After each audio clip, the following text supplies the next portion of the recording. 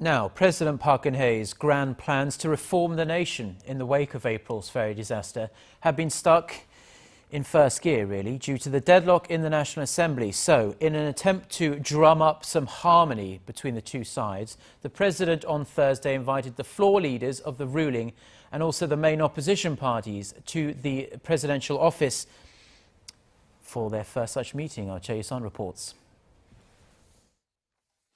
It was the first time President Park had invited the floor leadership from both the ruling and opposition parties to the presidential office.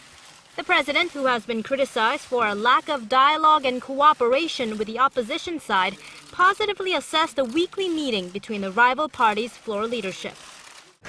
국민을 위한 상생에 국회로 이제 그 상을 잘 만들어가면 국민들께서도 크게 박수를 치시리라고 생각을 합니다. A major development from Thursday's talks was an agreement to pass a bill designed to prevent a repeat of a tragedy like April's deadly ferry accident.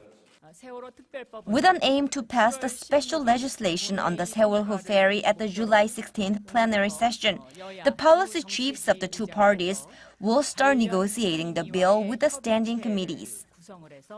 The rival parties need to narrow differences over the Seoul-ho Ferry Investigative Committee's authority and ways to compensate the victims and their families. President Park asked for bipartisan support behind her government and public sector reform-related bills put forth in the aftermath of the ferry disaster and a series of bills aimed at revitalizing the economy.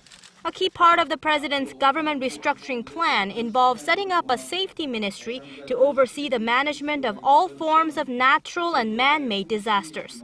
The two parties in response said they'll seek to pass the bills next month.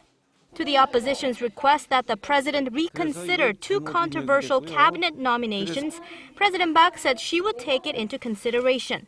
The president asked the opposition to participate in her envisioned Inter-Korea Unification Preparatory Committee and said she hoped to meet both parties' floor leadership on a regular basis.